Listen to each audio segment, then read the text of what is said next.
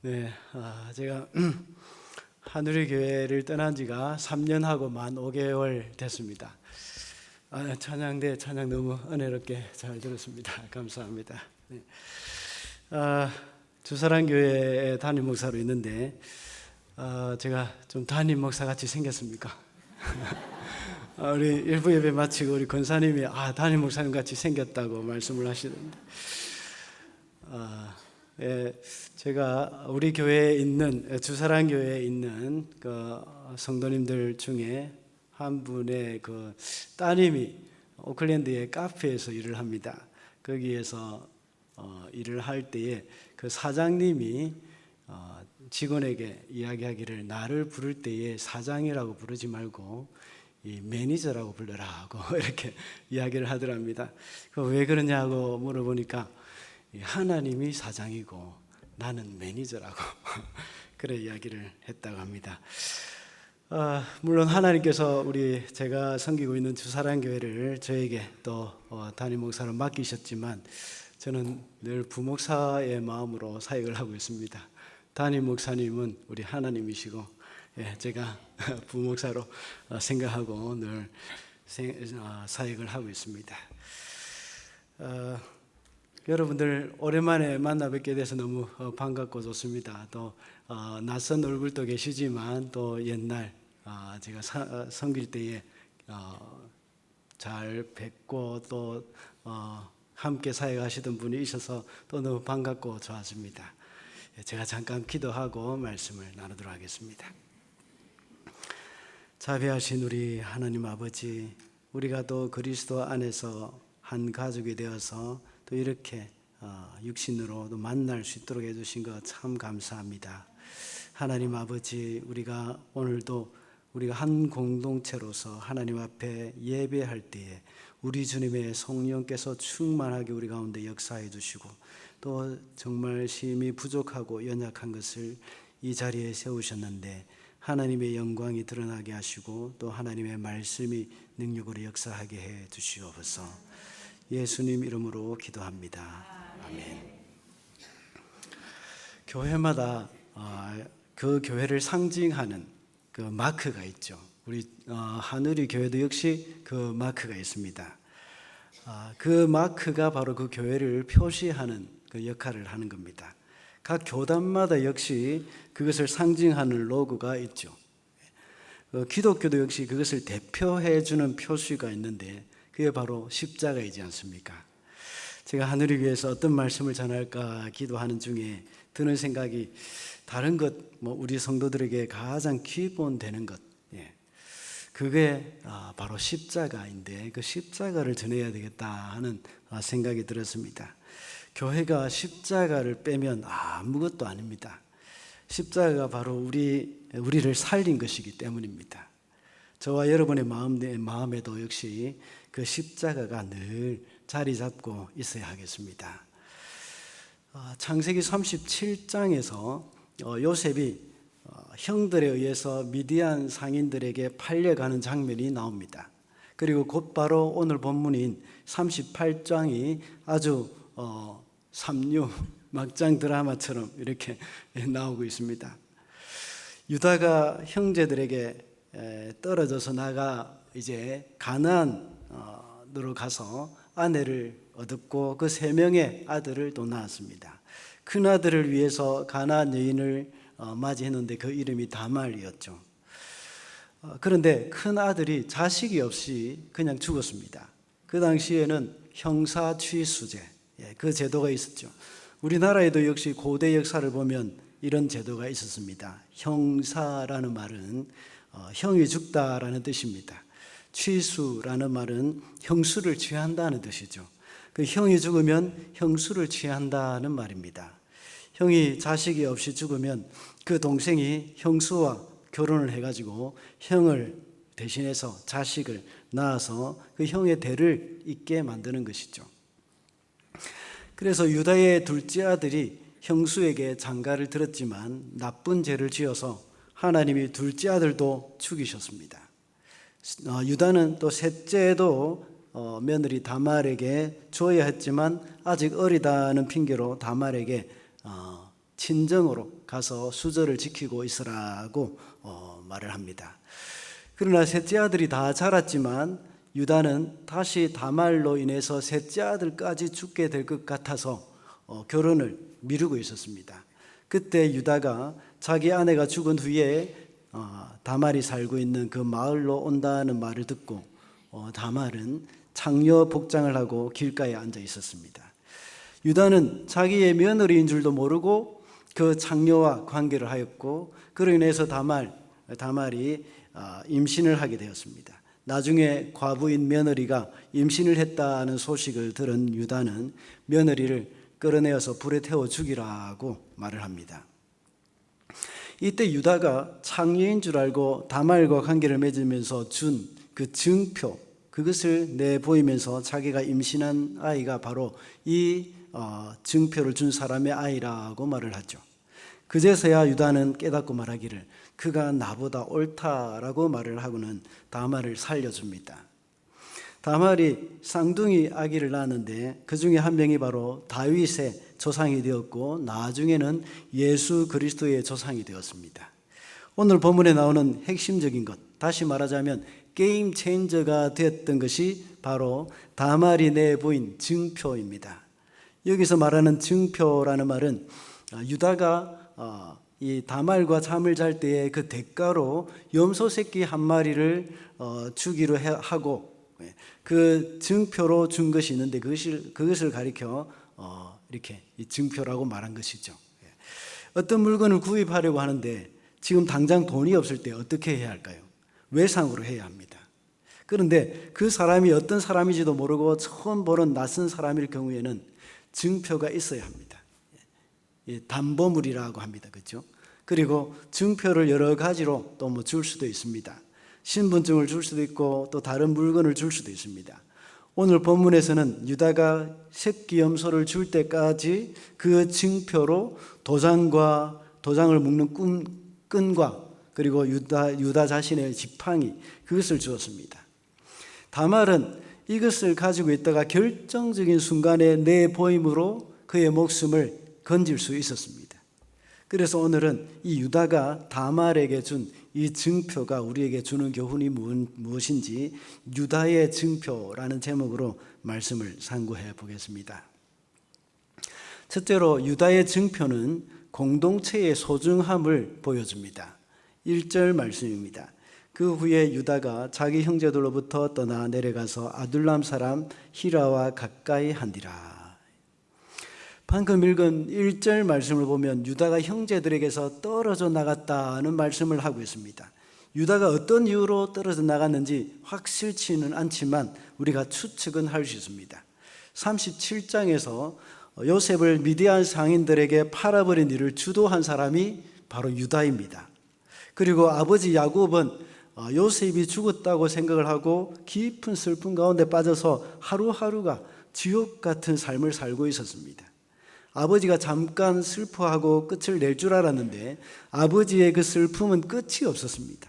그런 가운데 유다는 그 양심의 가책을 느끼고 또 형제들을 볼 때마다 이상하게 모든 형제들이 자신의 탓으로 돌리는 것 같은 그런 눈길이 자꾸 느껴지는 겁니다. 물론 형제들이 그렇지 않았을 수도 있지만 유다는 스스로 죄밑이 되어가지고 그것이 늘 참 마음에 남아 있었던 것입니다. 더 이상 유다는 슬퍼하는 아버지를 보면서 형제들과 함께 있는 시간이 너무 괴로웠을 것입니다. 그래서 그는 형제들에게서 떠나나갔다고 추측을 할 수 있습니다. 그런데 그 당시에 아버지를 떠나고 형제를 떠난다는 것은 단순한 일이 아니었습니다. 우리는 이제 뭐 다 어느 정도 나이가 들면 이제 부모를 떠나고 또 지내다가 또 결혼을 하기도 하고 또 결혼을 할 때까지 같이 있다가 결혼하면 또 떠나기도 하고 그렇게 합니다. 그러나 그때 당시는 이것은 보통 일이 아니었습니다. 아브라함의 경우를 한번 생각을 해보십시다. 아브라함은 이스마엘을 떠나보냈습니다. 그리고 에서는 그 아버지 이삭과 동생 야곱을 떠났습니다. 이렇게 떠남으로 인하여서 이스마엘과 에서 이 사람들은 하나님의 언약의 공동체에서 제외된 사람들이 된 것입니다. 이와 같이 유다도 역시 형제들에게서 떠나갔다는 표현을 하고 있는데, 이와 마찬가지로 하나님의 언약의 공동체에서 떠났다는 그런 의미입니다. 결국 유다가 언약의 공동체를 떠나서 어디로 갔습니까? 가나안 땅에 가서 아들람 사람 히라라고 하는 그 사람과 거하게 되었습니다. 타락하기 시작한 것입니다. 언약의 자손이 언약의 공동체를 떠났을 때 결국은 이방인과 어울리게 되었고 그들의 영향을 받을 수밖에 없었던 것입니다. 그래서 유다는 결혼도 가나안 사람 수아의 딸 그를 보고 아내로 맞아들였습니다. 그리고 아들을 위해서 가나안 여인 다말을 며느리로 데려왔죠. 유다는 그의 아버지와 할아버지 때부터 항상 금지해왔던 가나안 여인과의 결혼을 전혀 거리낌 없이 감행했습니다. 유다 자신의 증조 할아버지 누굽니까? 아브라함은 이삭을 위해서 아내를 구하러 종을 보냈습니다. 그때 가나안 여인 중에서는 아내로 데려오지 말 것을 맹세까지 시켰던 그런 사람이었습니다. 유다 아버지 야곱도 역시 가나안 여인이 아닌 밧단 아람의 외삼촌의 딸을 이제 데리고 결혼을 했죠. 그러나 유다도 그렇게 이 공동체를 떠남으로 시작해서 가나안 여인과 결혼을 할 뿐만 아니라 그의 아들을 위해서도 역시 가나안 여인을 데려왔던 겁니다. 이렇게 공동체를 떠난 이 유다의 타락은 계속되었던 것입니다. 언약의 공동체는 우리의 영적인 삶을 지켜주는 겁니다. 그러나 언약의 공동체를 떠날 때 우리의 삶은 가나안과 같은 이 세상의 풍습에 너무나도 쉽게 물들게 된다는 것을 우리는 명심해야 합니다. 그래서 그 공동체를 소중하게 여겨야 합니다. 모세오경에 보면 죄를 지은 자들에게 경고하기를 이스라엘에게서 끊어질 것이라는 그런 말들을 자주 합니다. 이 말은 공동체에서 떠나게 된다는 것이죠. 그리고 신약에 와서도 역시 유대교에서 출교를 당한다는 것은 공동체에서 쫓겨난다는 그런 말로 그들에게는 무서운 형벌이었습니다. 언약의 공동체에서 제외된다는 그 말이 이토록 무서운 형벌이었기 때문에 유다가 스스로 언약의 공동체를 떠났다는 것은 그는 이제 하나님으로부터 끊어졌다고 이렇게 생각을 해야 되는 그런 시점입니다. 유다의 이런 자기의 모습을 보면 룻기에 나오는 그 나오미의 가족과 참 흡사합니다. 나오미의 남편 엘리멜렉은 가나안 땅에 흉년이 들자 이 약속의 땅을 떠난 일이 있습니다. 그래서 어디로 갔습니까? 그렇죠. 모압으로 갔습니다. 그래서 모압의 여인 둘을 며느리로 데려왔지만 엘리멜렉과 함께 그 아들은 이미 죽어버리는 겁니다. 아버지도 죽고 두 아들도 죽은 것입니다. 결국은 나오미와 그의 며느리 중 한 명인 룻만 약속의 땅으로 돌아옵니다. 그리고 룻이 나중에 보아스와 결혼을 해가지고 다윗 왕 아버지를 낳았습니다. 그들은 흉년을 피한다고 했지만 그 언약의 공동체에는 너무나도 쉽게 떠나버렸던 그런 사람들입니다. 우리도 혹시 여러 가지 경제적인 상황과 여건 또 여러 가지 우리 가운데 있었던 그런 문제로 말미암아서 교회 공동체를 떠난다는 것은 우리는 생각조차 해서는 안 됩니다. 오늘날에 있어서 언약의 공동체는 바로 교회입니다. 성도가 교회 공동체 안에서 하나님의 특별한 보호를 받습니다. 그들은 죄로부터 보호를 받을 뿐만 아니라 여러 가지 악한 사탄의 공격으로부터 역시 보호를 받습니다. 성도가 교회를 함부로 떠나서는 안 됩니다. 교회 공동체를 떠날 때 영적으로 무감각해지기 시작하고 하나님의 은혜에 대해서 민감하지 못하게 되는 겁니다. 교회 공동체를 떠날 때는 죄에 대해서 무디어지기 시작하게 되는 겁니다. 오늘 본문에서 공동체를 떠난 유다가 가나안의 풍습에 영향을 받았습니다. 그래서 끝없이 타락하여서 창기와 관계를 하려는 그런 마음까지도 있었다 하는 것을 우리가 알 수가 있습니다. 오늘 본문에 나오는 유다의 모습을 보면 정말 안타까운 부분들이 많이 있습니다. 언약의 공동체를 떠나서 가나안 사람과 교제를 하고 가나안 여인과 결혼을 하면서 며느리까지 가나안 여인을 데려왔습니다. 그리고 양털을 깎는 시즌이 왔죠. 당시에는 양털을 깎는다는 것은 아주 큰 행사였습니다. 하나의 큰 잔치와 같았습니다. 그때 당시 유다는 아마 술에 취해 있었을 것이고 또 술에 취하다 보니까 마음이 들떠서 정욕적인 생각을 하게 되었을 것이 틀림없습니다. 그러다가 길가에 있는 장녀가 눈에 들어왔었고 그것을 통해서 음행을 하게 된 것입니다. 히브리어에서는 장녀를 가리킬 때에 두 종류의 단어가 있습니다. 한 단어는 이방의 신전에서 여사제들이 일을 하고 있었는데 거기에 그 일을 하는 여사제들을 가리켜 장녀라고 했습니다. 가나안 사람들은 이방 신상에 이 제사를 지낸 후에 그 의식으로 여사제와 행음을 하는 일들이 있었습니다. 또 다른 한 단어는 말 그대로 경제적인 목적을 위해서 몸을 팔거나 불법적인 성행위를 하는 사람들, 그 사람들을 가리켜서 장녀라고 했습니다. 오늘 본문에 나오는 장녀는 이방신의 사제가 아니라 이 경제적인 목적으로나 또 불법적인 성행위를 하는 여자들, 이런 사람들을 말하는 것이죠. 다말은 바로 이런 장녀의 모습을 하고 성문에 앉아 있었던 것입니다.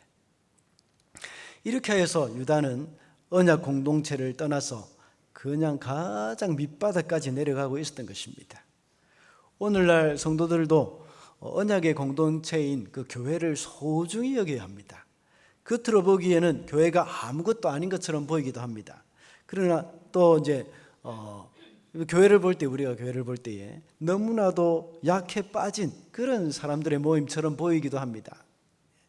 그러나 이 세상에서 유일한 소망은 교회입니다.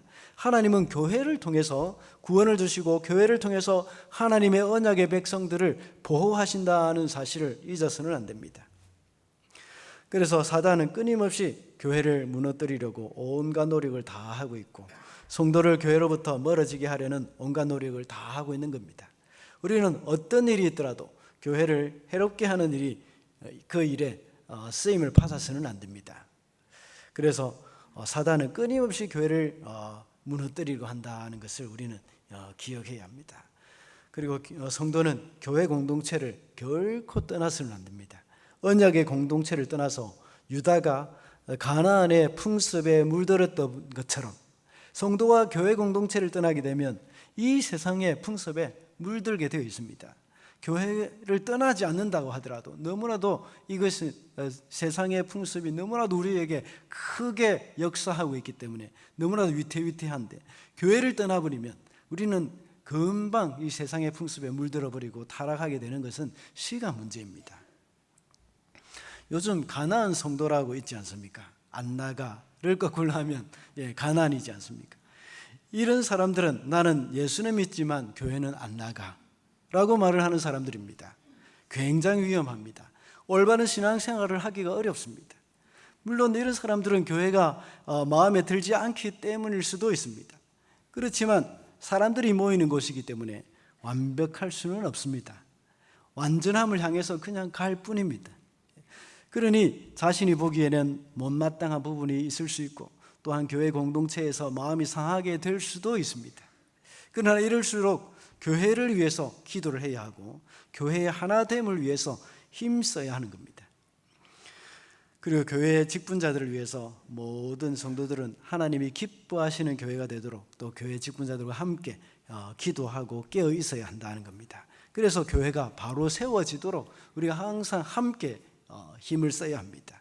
그래서 에베소서 4장 3절에 보면 사도 바울이 말하기를 평안에 매는 줄로 성령의 하나 되게 하신 것을 힘써 지키라고 말씀합니다.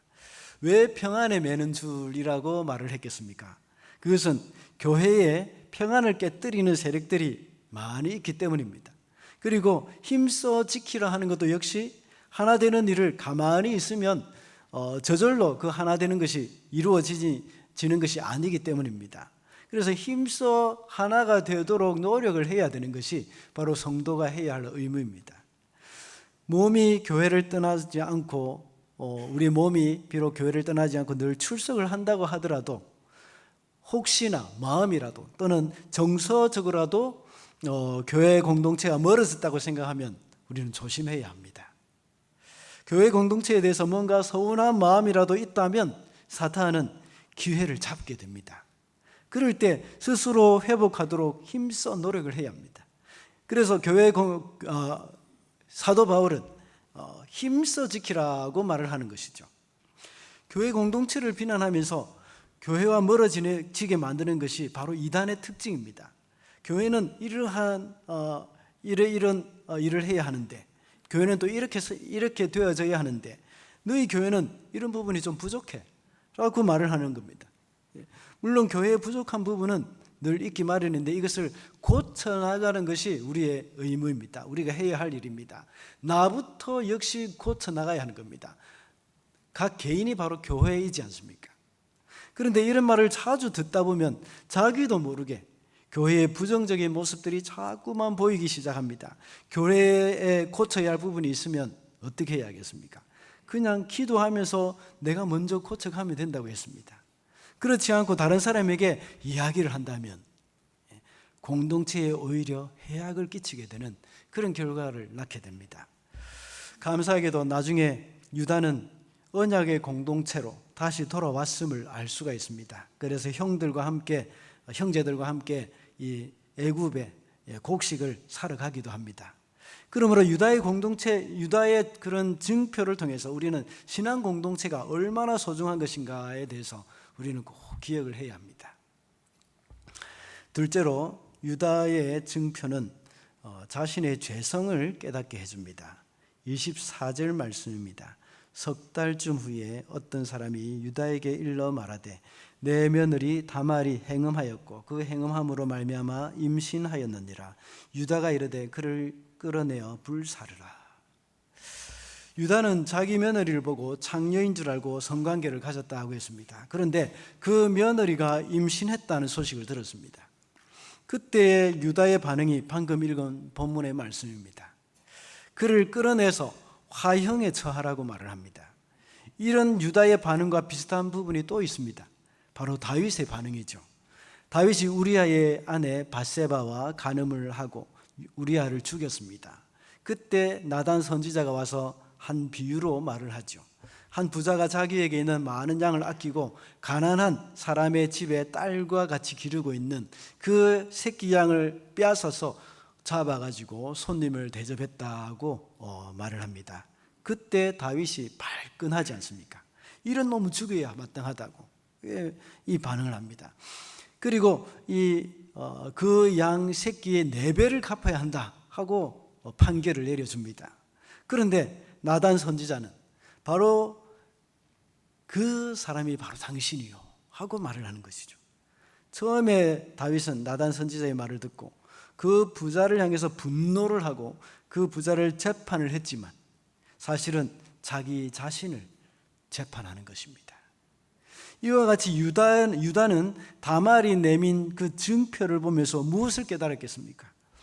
자기가 다말을 재판한다고 생각하였지만 실제로는 하나님이 자신을 재판하고 계신다는 그런 사실, 그것을 그는 깨달았을 것입니다. 다말을 불태워 죽이는 것이 아니라 자기 자신이 불에 태워 죽임을 당해야 하는 사람임을 그는 깨닫게 되는 겁니다. 사람은 누구나 자기 자신에게 있는 연약한 부분을 다른 사람에게 발견하게 되면 그것을 용납하기 참 싫어하는 경향이 있습니다. 때로는 그와 반대로 자기에게 있는 그런 죄악된 모습, 이런 것들을 보지 못하고 다른 사람에게 있는 그 죄악된 모습을 보고 우리가 때로는 분노할 때가 참 또 많습니다. 유다도 그렇습니다. 유다는 며느리 다말이 순계를 지켜야 함에도 불구하고 다른 사람과의 관계를 통해서 임신했다는 그런 소식을 듣고 그를 불태워 죽여야 한다고 명령을 했습니다. 그렇지만 정작 자신 속에 있는 그 음란, 이것은 깨닫지 못했던 것입니다. 13절과 14절의 말씀을 보면 다말이 그의 시아버지 유다가 온다는 말을 듣고 과부의 옷을 벗고 창녀의 복장을 하고 기다렸다고 이렇게 기록되어 있습니다. 다말이 이렇게 해야겠다고 생각한 이유가 무엇일까요? 유다를 성적으로 유혹해야겠다고 생각한 이유가 무엇이겠습니까? 다말은 유다의 며느리로 들어오면서 유다의 성향에 대해서 어느 정도 알고 있었기 때문이라고 볼 수 있습니다. 아내를 잃은 시아버지는 성적인 유혹에 약하다는 것을 이미 알고 있었을지도 모릅니다. 유다는 별로 경건한 사람이 아니었기 때문에 창녀로 변장을 하고 유혹을 하면 쉽게 넘어올 것이라는 것을 알았던 것입니다. 그렇지 않고는 이렇게 창녀의 복장을 하고 시아버지를 유혹할 생각을 하기가 정말 어려웠을 것입니다. 그리고 유다는 자기 속에 있는 죄성을 그대로 드러내면서 부끄러운 죄를 범하게 된 것입니다. 우리 모든 사람은 죄의 유혹이 있습니다. 그 중에 특히 약한 부분이 있을 것입니다. 어떤 사람은 유다와 같이 성적인 부분이 약한 사람이 있는가 하면, 또 어떤 사람은 재물이나 권력의 유혹에 약한 사람도 있습니다. 각 사람마다 그 정도가 다를 뿐이지 연약한 부분이 다 있습니다. 그래서 성경은 모든 사람이 죄를 범하였다 하고 말씀하고 있습니다. 중요한 것은 자신이 연약한 이 죄인이라는 사실, 고백하는 것, 그것이 바로 중요한 것입니다. 그것을 알고 고백하는 사람만이 소망이 있는 것입니다. 오늘 본문 26절에서도 유다는 자기의 증표를 보고 자신의 잘못을 고백합니다. 그러면서 그는 나보다 옳도다 하고 말을 하는 겁니다. 이것은 자신의 잘못을 인정하는 말입니다. 우리는 우리 자신의 죄성을 볼 수 있도록 하기 위해서 유다의 증표, 이것이 필요합니다. 유다가 그 증표를 보고는 자신의 잘못을 인정할 수밖에 없었습니다. 그와 같이 우리도 역시 예수 그리스도의 십자가 앞에 설 때에 우리 자신의 죄성을 인정할 수밖에 없습니다. 예수님의 십자가 오른편에 달려있던 흉악한 강도도 역시 주님의 십자가 앞에서 자신이 죄인임을 고백했습니다. 그동안 자기가 의로운 사람이라고 큰 소리치던 사도 바울도 십자가 앞에서 자신이 죄인이라는 사실을 고백했습니다. 그래서 자신을 가리켜 죄인 중에 괴수라고 말을 했습니다. 요한복음 8장에 보면 간음하다가 현장에 잡힌 여인을 예수께 데리고 온 그런 분기탱천한 그런 유대인들 있었죠. 그들은 자신들의 죄는 보지 못했습니다. 모두가 자신은 의로운 사람이라고 생각했습니다. 그러나 주님이 말씀하셨습니다. 누구든지 죄 없는 자가 먼저 이 여자를 돌로 치라. 그때 사람들은 하나 둘씩 자신의 죄를 발견하고 돌을 놓고 돌아가 버렸습니다. 아무리 우리가 의롭다고 하더라도 거룩한 주님 앞에 설 때에 우리의 죄는 말갛게 드러납니다. 그 여인을 정죄했던 어른부터 젊은이까지 양심의 가책을 느껴서 하나 둘씩 돌아갔던 것입니다. 예수님 앞에 설 때에 우리의 부끄러운 모습을 발견하게 되는 겁니다. 그러므로 우리는 바로 종교적인 외식, 거기에 빠져서 스스로 의롭다고 여기고 있는 그 죄인에 불과하다 하는 그 사실을 우리는 깊이 인식해야 합니다. 우리는 주님 앞에 우리의 연약한 모습을 보아야 합니다. 그리고는 대부분 그 예수님이 베푸신 그 은혜, 그 주님의 은혜를 우리가 죄를 고백할 때, 우리의 죄를 고백할 때 그때 비로소 우리는 누릴 수가 있는 겁니다. 우리는 주님 앞에 서기 전까지 우리의 연약함과 우리의 죄성을 깨닫지 못합니다. 우리는 날마다 그분 앞에 나 자신을 발견하고 스스로 겸손하여서 늘 자신을 깨끗게 해야 합니다. 예수님 앞에 서지 않고는 나의 허물을 볼 수가 없습니다. 유다는 그 증표를 보기 전에는 자신의 죄를 보지 못하였고 다말의 죄만 보았습니다. 그와 같이 우리도 역시 그리스도 십자가 앞에 서지 않고는 늘 다른 사람의 허물만 보게 되어 있습니다. 주님을 보지 못하고 있을 때에 다른 사람이 자꾸 보이는 겁니다. 우리가 율법적인 삶을 살 때에 자기 의에 빠져 있을 때는 계속해서 주님이 보이지 않고 다른 사람이 보입니다. 다른 사람의 잘못이 보이고 다른 사람의 허물이 자꾸 보입니다. 그러나 우리가 주님 앞에 설 때에 다른 사람의 허물이 아니라 나의 허물, 나의 부족함, 나의 연약함, 이런 것들이 발견되어지는 겁니다. 주님 앞에 나를 발견하게 해달라고 기도하고 나를 정결케 해달라고 기도를 해야 하겠습니다. 마지막으로 유다의 증표는 생명의 길을 알려줍니다. 25절 말씀입니다. 여인이 끌려 나갈 때에 사람을 보내어 시아버지에게 이르되 이 묽은 임자로 말미암아 임신하였나이다. 청하건대 보소서 이 도장과 이 끈과 지팡이가 누구의 것이니까 한지라. 다말이 유다의 말을 듣고 화형을 당하기 위해서 끌려 나오면서 하는 말입니다. 그리고 유다의 증표를 보여주었습니다.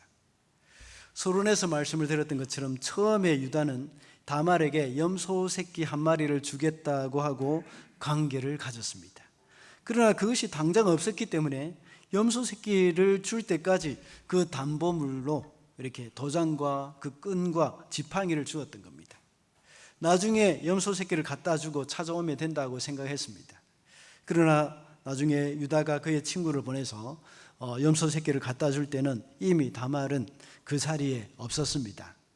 그리고 사람들도 역시 여기에는 장례가 없다고 말을 합니다. 어쩔 수 없이 유다는 자기가 맡겨놓은 증표를 찾지 못했습니다. 그런데 그 증표를 다말이 갖고 있을 줄은 꿈에도 생각을 못했을 것입니다.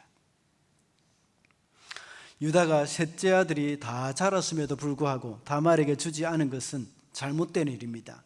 그렇다고 해서 다말이 이런 행동을 한 것은 정말 용납될 수 없는 일입니다. 이것이 다말로 하여금 자기를 합리화시킬 수 없는 일입니다. 다말은 처벌받는 것은 정말 당연한 것이고 이렇게 해야 하는 것입니다. 그러나 그는 살 수 있는 방법이 있습니다. 그것이 바로 유다의 증표입니다. 다말에게 그 증표는 생명이 달려있는 것입니다. 그 증표로 인하여서 다말은 목숨을 건질 수 있었고, 이런 유다의 증표와 같은 것들, 이런 것들이 성경 곳곳에 다 나타나 있습니다. 출애굽기에 보면 10번째 재앙이 온 이집트에 임할 때에 문설주와 그 문틀에 발려져 있는 그 유월절 어린 양의 그 피, 그것이 바로 증표였습니다. 그래서 죽음의 천사가 찾아왔을 때에 그 증표를 보고는 그 집안에 있는 사람들을 다 살려주었습니다. 강도가 그 집안에 있든지 도둑이 그 집안에 있든지 그 증표가 있는 집안에만 있으면, 그 집 안에만 있으면 살 수 있었습니다. 그리고 여호수아가 여리고를 정복할 때에 이스라엘의 정탐꾼을 살려준 그 라합에게 붉은 줄을 창문에 달라고 했습니다. 그리고 여리고를 쳐들어오는 이스라엘 군사들이 라합의 창문에 달려있는 그 증표를 보고 그 집에 있는 모든 사람들을 살려주었던 적이 있지 않습니까? 우리 인생도 역시 죄로 인하여서 영원한 죽음에서 구원받아서 생명의 길을 보여주는 증표가 있습니다. 그것은 바로 예수 그리스도의 십자가입니다. 우리는 예수 그리스도로 인하여서 생명을 얻은 사람들입니다. 마지막 날에 우리 주님이 심판의 불이 임할 때에 우리에게 증표가 필요합니다. 우리는 다 죽어 마땅한 죄인입니다. 아까 말씀드렸던 것처럼 아무리 자기를 합리화시키기 위해서 어떤 죄를 범했다고 하더라도 우리는 다 불에 태워 죽임을 당할 수밖에 없는 다말과 같은 그런 사람들이었습니다. 그 증표가 없이는 모두가 무서운 지옥의 불구덩이로 들어갈 수밖에 없는 사람들입니다. 그러나 우리 속에 유다의 증표라고 할 수 있는 십자가만 있다면 살 수가 있습니다. 영원한 생명을 얻을 수 있습니다. 그러므로 유다의 증표는 생명의 길이 되는 겁니다. 그런데 안타까운 것은 많은 사람들이 유다의 증표에는 별로 관심이 없는 것 같습니다. 어디에 관심이 있는 것 같습니까? 염소 새끼에 관심이 참 많은 것 같습니다. 그러나 정말 우리에게 필요한 것은 염소 새끼가 아니라 유다의 증표입니다. 처음에 다말은 염소 새끼 한 마리를 받기 위해서 유다에게 그 증표를 요구했습니다. 그러나 사실 다말에게 중요한 것은 염소 새끼 한 마리가 아니었습니다. 유다의 증표였죠. 유다의 도장과 끈과 지팡이입니다. 요즘도 많은 그리스도인들이 염소 새끼와 같은 것을 참 많이 구합니다.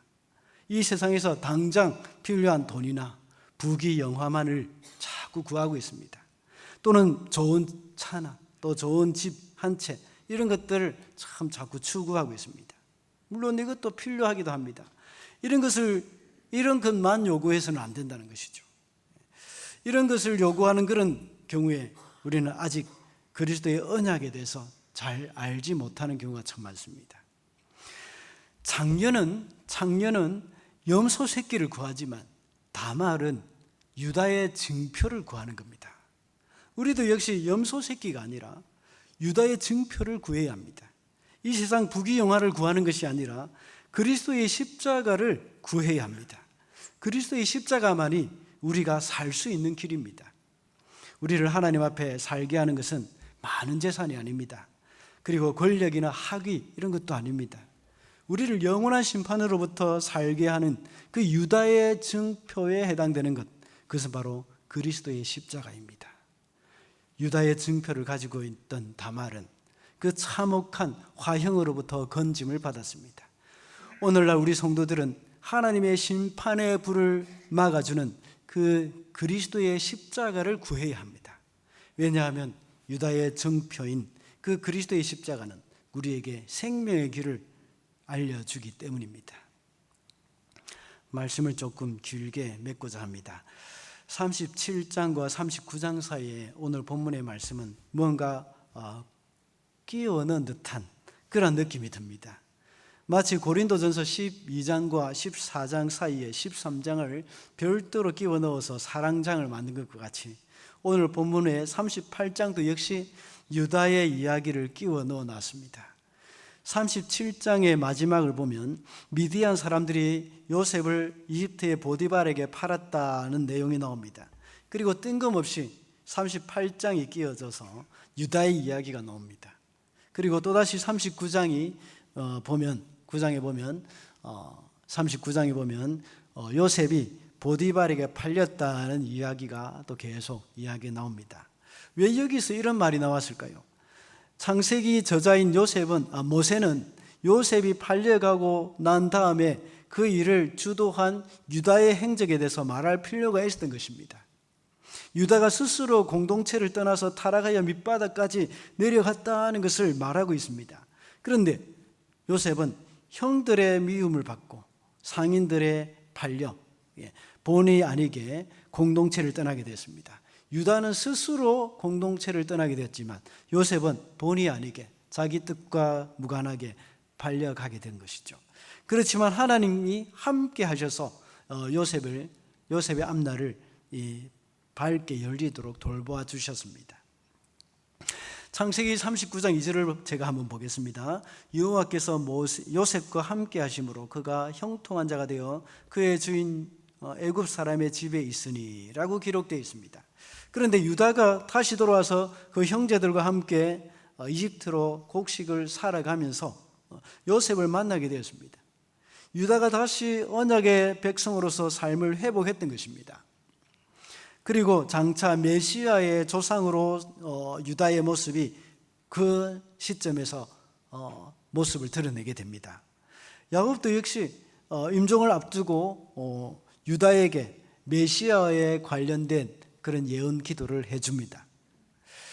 출애굽하에서 행진할 때도 역시 유다 지파가 가장 선두에 섰습니다. 그리고 가나안의 땅을 분배할 때도 역시 아브라함과 이삭이 생활하던 헤브론 땅을 중심으로 해서 가장 큰 땅을 유다 지파가 차지하게 되었습니다. 그러나 유다 지파가 이런 복을 받은 것은 결코 그가 잘났기 때문이 아니라는 것을 오늘 보여주는 것입니다. 유다가 요셉을 파는 일에 주도했을 정도로 하나님 앞에서 정말 떳떳하지 못한 사람이라는 것입니다. 다른 형제들보다 더 잘난 것이 아니라 오히려 형편없이 타락의 길로 갔던 자라는 것을 여기서 말씀하고 있는 겁니다. 그럼에도 불구하고 하나님께 돌아오기만 하면 용서해 주신다는 겁니다. 용서해 주실 뿐만 아니라 하나님은 그 유다가 저지른 타락한 삶을 통해서 위대한 일을 이루신다는 것을 보여줍니다.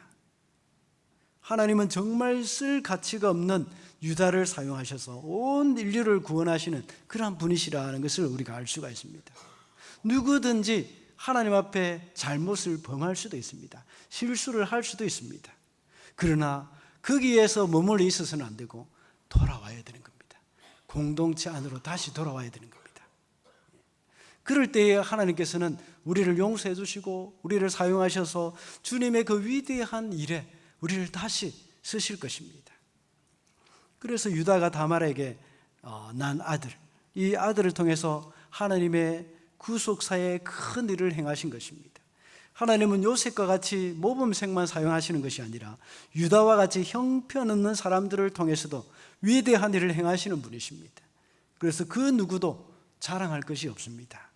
요셉의 앞길이 잘 열리도록 돌보신 분이 바로 하나님이시기 때문에 요셉도 역시 자랑할 것이 없고 유다도 역시 자랑할 것이 없는 것입니다. 유다와 같은 사람도 다시 돌아왔을 때 하나님께서 그에게 복을 주셨던 것처럼 누구든지 회개하고 돌아올 때에 하나님께서 사용하신다는 것을 말씀하고 있는 겁니다. 다시 본문으로 돌아가 보겠습니다. 이런 유다가 자신의 도장이나 지팡이를 볼 때에 어떤 생각을 했겠습니까?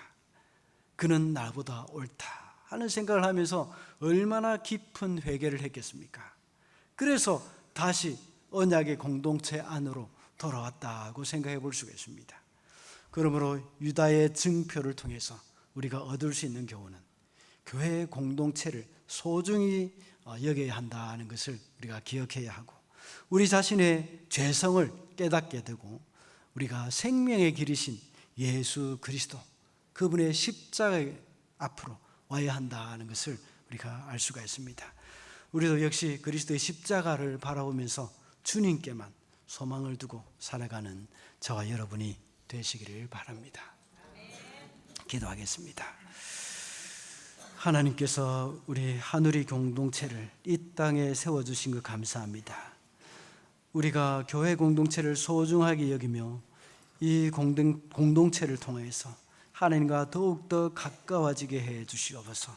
특별히 온갖 이단이 만연해 있는 이 말세때에 교회를 지켜주시고 보호해 주시옵소서. 우리가 항상 그리스도의 십자가 앞에서 우리의 연약함과 우리의 죄성을 보게 하시고 오직 십자가를 바라보는 자만 되게 해 주시옵소서. 예수님 이름으로 기도합니다.